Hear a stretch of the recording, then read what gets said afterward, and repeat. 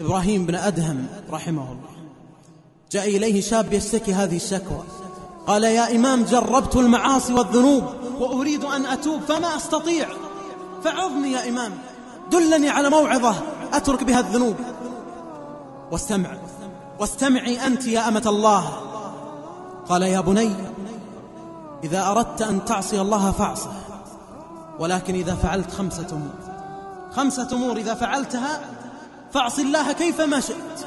ففرح الشاب، إمام من الأئمة يفتيه بجواز المعصية ب5 شروط، هاتها يا إمام، والله أفعلها، هاتها بسرعة. قال: يا بني، هذه الأولى، إذا أردت أن تعصي الله فاعصه، ولكن لا تعصيه فوق أرضه. قال: رحمك الله يا إمام، وأين أعصيه؟ وهل الأرض كلها إلا أرضه وملكه؟ قال: أما تستحي فوق أرضه ثم تعصيه؟ فوق أرضه ثم تعصيه، فهذه صعبة ما يقدر عليه. قال: هات الثاني يا إمام. قال: يا بني، إذا أردت أن تعصي الله فاعصه، ولكن لا تأكل من رزقه. قال: رحمك الله يا إمام، وهل الأرزاق كلها إلا رزقه وبيده؟ قال: أما تستحي تأكل من رزقه ثم تعصيه؟ وأنت ما تستحي، وأنت أما تستحين تأكلون من رزقه ثم تحاربونه بها وتعصونه؟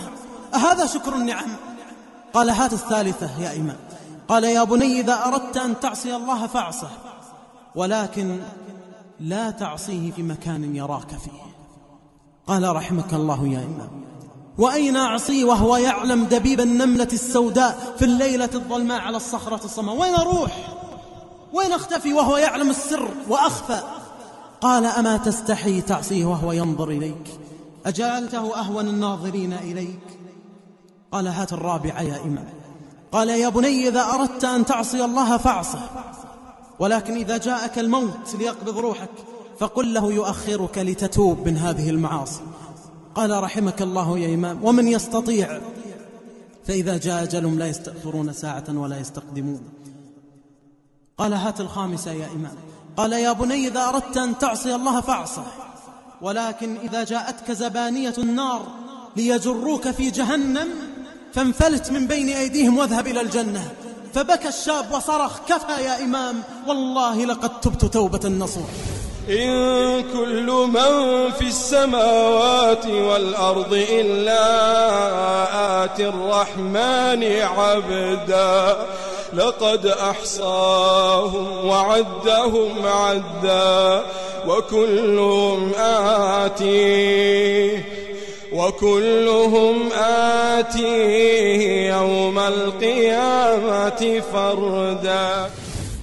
وأنت اسمع غاني ب5 شروط، طبقها ثم اصنع ما شئت.